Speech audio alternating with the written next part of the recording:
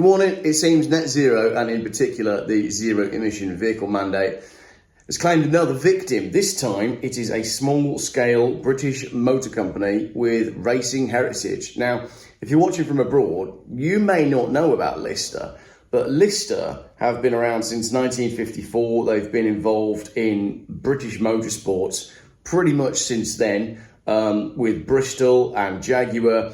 The cars that you probably remember from Lister, the significant ones would be, other than the 50s race car, probably their connection with the Jaguar XJS, and then, again, kind of overshadowed by the McLaren F1, but you've got the Lister Storm, which was a very successful race car and a fantastic looking road car. It was also in quite a few computer games back in the day as well, so you may know the Lister Storm from playing Need for Speed or Gran Turismo or whatever it might be. Well, you might not realise that Lister still make cars. They are a small scale, small volume automotive manufacturer based in the UK, as I said. So they make the 60th anniversary Lister Nobly, the Lister Nobly Sir Stirling Moss editions. These are brand new cars that you can buy in the UK. And also the Lister LFT 666, which was a Jaguar F-Type R, supercharged V8 F-Type SVR with 666 horsepower. And then also as well, if I said to you, what's the world's fastest SUV? You'd probably say Ferrari Persang from Italy, or Lamborghini Urus, also from Italy. That has Germany in it, let's be honest. But actually, it's made in Britain. It's the Lister Stealth. In August 2020, the Lister Motor Company launched Britain's fastest SUV, the Lister Stealth. Based on the Jaguar F-Pace, the Stealth uses a Lister modified version of the 5-litre supercharged V8 found in the F-Pace SVR to achieve a power output of 666 horsepower, 0 to 60 in 3.6 seconds, top speed of 195 miles an hour. The Stealth adds proof to its claim of being Britain's fastest SUV after beating the Lamborghini Urus, an Aston Martin Vantage and a McLaren 570 GT in a drag race at the renowned testing event VMAX 200. So there you go. World's fastest SUV is made in Britain by Lister. That's a long introduction and hopefully a bit of history. Lister, Lawrence Whittaker, put out a statement yesterday, which I'm going to read to you because a lot of people have sent it to me, and I do think this is quite important, and this will be the first of many. There are quite a few other British manufacturers that are going to need to be posting statements about not being able to hit the net zero madness of the zero emission vehicle mandate. Now, small scale manufacturers in the UK have traditionally been exempt from your normal emissions testing. So let's say Volkswagen make 100,000 cars, all those cars have to go through the emissions testing. But it's always been the case that if a manufacturer makes less than 1,000 cars, then they basically get like a special exemption.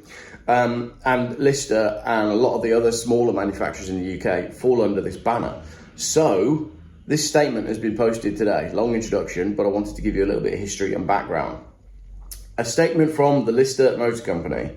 As Britain's oldest race car manufacturer, the Lister Motor Company has been proudly producing race and road-going versions of our Nobly and Cosdin continuation cars for the last 10 years. We pride ourselves on sourcing all of our materials from Great Britain, not only to support British businesses, but because that's how our cars have always been built. I'm going to come back to this.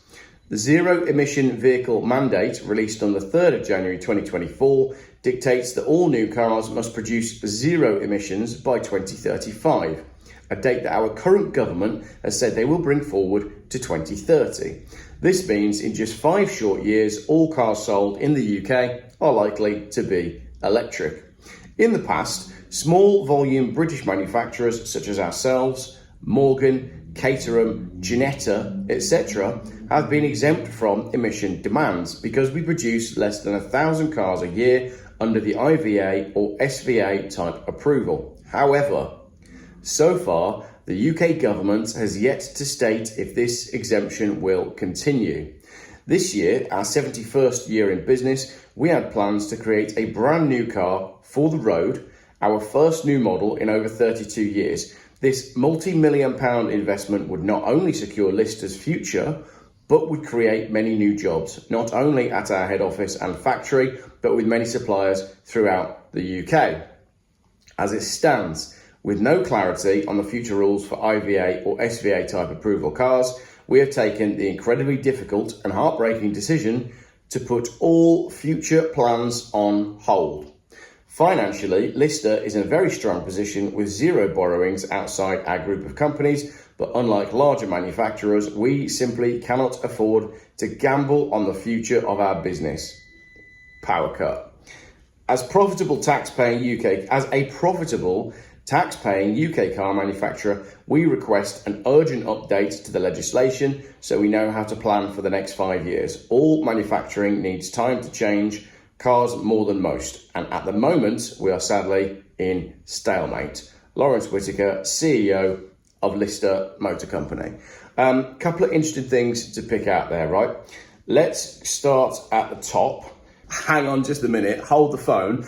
No continuity errors here at all. I went to edit the video and I found on a promotional video from Lister, our old friend Quentin Wilson. So Quentin Wilson was used in the promotion of the launch of the new Lister car. Quentin Wilson is a fully paid up EV shill who is now pushing for electric cars and pushing for the electric vehicle mandate. Quentin Wilson, who made his career in classic cars. Quentin, I'd love to see a comment from you on what you think Lister should do based on the fact that you've obviously been involved with them in the past because you're in their video, and now the mandate that you have been pushing and promoting is destroying a business that maybe paid you to be in the video. So there you go, Quentin Wilson, professional full-time EV shill. This one's kind of on you and everybody else who hasn't stood up for British manufacturing and British motoring and real proper cars. So let us know what you think. So we then mentioned some of the other car manufacturers, Morgan, Caterham, Ginetta, and like I said, there are more. And the UK government has basically left these guys in absolute limbo. So the UK government is quite happy to come up with the zero emission vehicle mandate, which will massively impact car manufacturers that are owned abroad. Jaguar Land Rover is now Indian. Obviously BMW and all those guys are German, Nissan, they're Japanese. All these people, all these companies have plants in the UK, but they're not British businesses in the same way that these guys are. Even though Lister are pretty small, it's a big slap in the face for the government not to sit down with these small manufacturers and say, right, this is what we're doing, guys, but don't worry, you don't have to be a part of it. Or this is what we're doing, guys, and by the way, you might as well shut up shop, sack all your staff, stop everything you're doing because this is going to destroy you. What Lister need is clarification from the government. And now what they're saying is we're going to hold off on any investment because the government don't know what they're doing. And as a result of that, haven't told us what we should be doing. So there you go. Government doesn't have a clue because they're basing the EV mandate on dodgy science, none of which will matter because of how much China and India pollute, and all the EVs are coming from China anyway. And a lot of the YouTube channels that do car reviews are now pandering to the Chinese. But as JM said the other day, we now know how China gets their 5-star reviews. So, bit of a rambly video around the houses, but that is a British company basically saying, no, we're not investing anymore in Britain. So another great result for Rachel from accounts, and another great result for the British British government and their mandate. I find the whole thing quite hilarious. That's the end of the video, by the way. Let me know what you think in the comments. Since we left Dubai, we're now in Sri Lanka, and when you spend time in poorer countries, you realise that what the world needs is not loads of money being spent on aid and not loads of money being sent to their governments so that they can build armies and all that sort of stuff, right? They don't even need food. It's not a case of feed the world.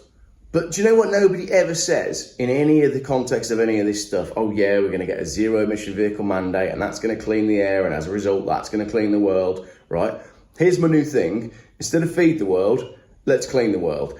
Let's donate the money that we're sending abroad to finance all the people to tidy up, right?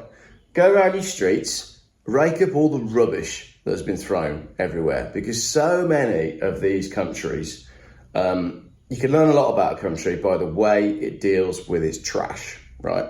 And if it's thrown to the side of the road, it ends up in the waterways, and the waterways end up in the seas. And the sea basically is the biggest deal in terms of the climate and cleaning stuff. Why don't we have, it'd be amazing if, you know, like the World Economic Forum, who were allegedly supposed to be doing stuff for the good of the people, and, you know, the World Health Organization, all these crap organizations that I swear don't do anything.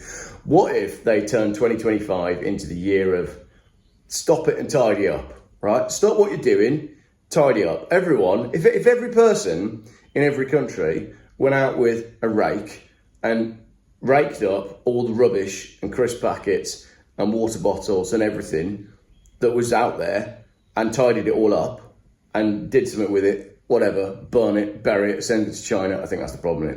It's getting into a really rambly video now, but that's what the UK used to do with all our recycling. We used to send it to China, and then China turned around and said, no, we're not doing that anymore. Just stop it and tidy up. Everybody stop it and tidy up. We don't need net zero. We don't need to be worrying about the emissions that are coming out of cars in London when I can see what the buses and the tuk-tuks and everything are belching out over here. And this isn't half as bad as India, and India isn't half as bad as China. So basically Britain is a tiny irrelevant speck in terms of the global context of the world. I'm not getting into whether it's flat or not. I know some of you will in the comments. Went up the Burj Khalifa, it looked pretty flat to me, but I don't know, I'm not a scientist. But what I'm saying is, like, just tidy up. No one ever talks about just tidying up, do they? Just pick up your rubbish, stop throwing shit into the sea, and let's start there. Let's start there. Let's not start by making cars that are twice as expensive, that are putting people out of business, that don't necessarily have a measurable result when it comes to the actual thing that they are trying to solve, right? Let's make 2025 clean the world and everybody tidy up, and let the British manufacturers of cars get on with what they're doing, and let those of us that like cars get on with what we're doing. Everybody grab a bin bag and some rubber gloves and a rake and go clear up all your shit. Britain as well, because the problem is, right, if you could, end of the video, if you keep inviting people into the country that come from countries where they just throw their shit around, what do you think they're going to do when they get to Britain? So stop it and tidy up is my conclusion. Sorry, went off on a tangent there for the end of the video. That video was about Lister motor cars, in case you've forgotten. Thank you for watching.